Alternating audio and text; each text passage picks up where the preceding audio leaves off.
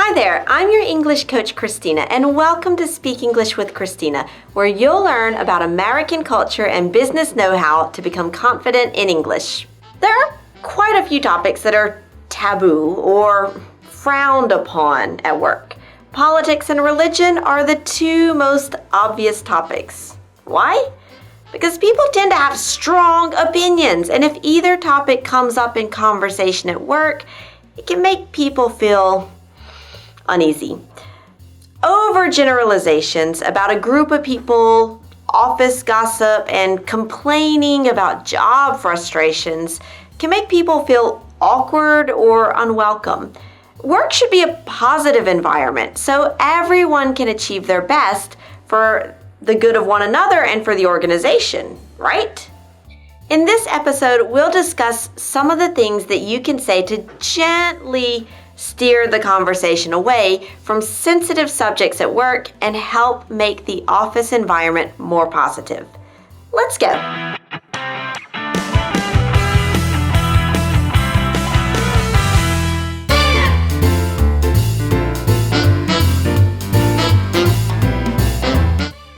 If the conversation is moving in a direction that is inappropriate, you can simply find a transition to a new, more neutral topic. One way to do this is to change the focus of the conversation to the person that you're talking to. You can ask them about a project at work. For example, before I forget, I enjoyed the presentation that you gave last week. Did you design that PowerPoint yourself? If you know that this person has a hobby that they're passionate about, you might ask about that. For example, I know that you ran the half marathon last month. I'm interested in jogging. Can you give me a few tips on how to start?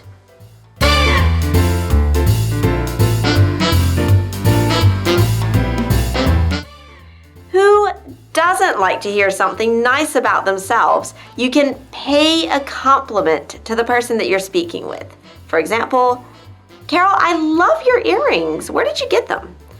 Or, Daniel, are those new shoes? They look great. Where'd you get them? A compliment and a follow-up question is a great way to change the subject of the conversation.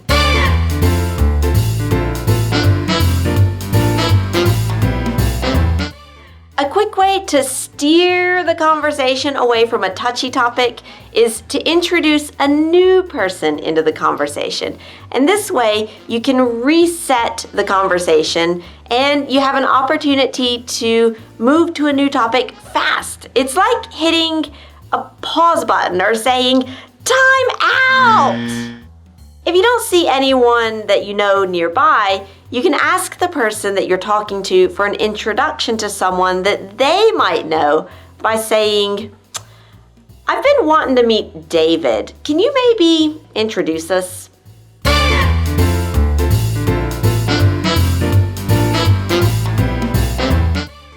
Never underestimate the power of yes, but.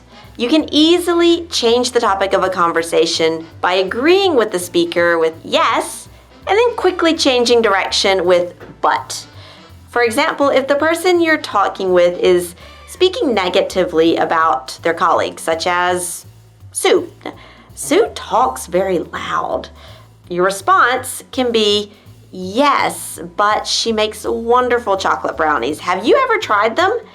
And with a simple yes, but, you've moved the conversation away from office gossip about someone who talks too loud into a crowd-pleasing subject of desserts. It's almost unfair, sort of like a bribe talking about desserts. "Yes, but have you tried our brownies?"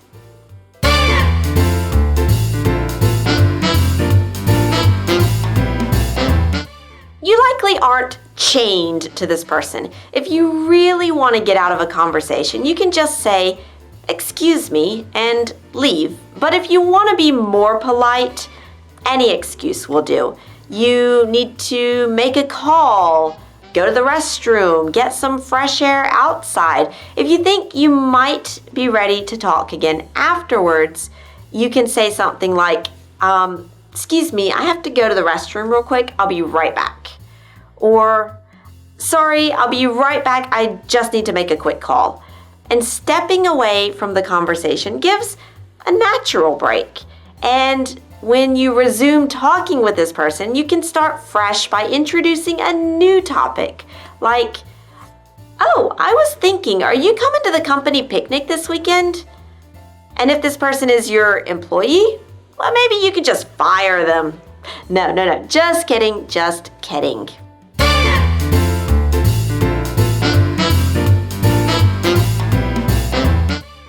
Now, what about you? Have you ever been in a situation, perhaps at work, in which you felt uncomfortable with what the other person said?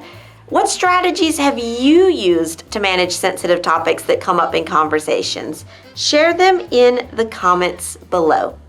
And if you want to practice speaking English, then consider my Faster Fluency Conversation Club, where members can participate in 3 group sessions per week. You'll be paired up in small groups with other motivated students and get some help from a Fluency Club leader too. And the small group size ensures that you get plenty of speaking practice and feedback on your mistakes and ways that you can speak more colloquially so that you gain fluency faster.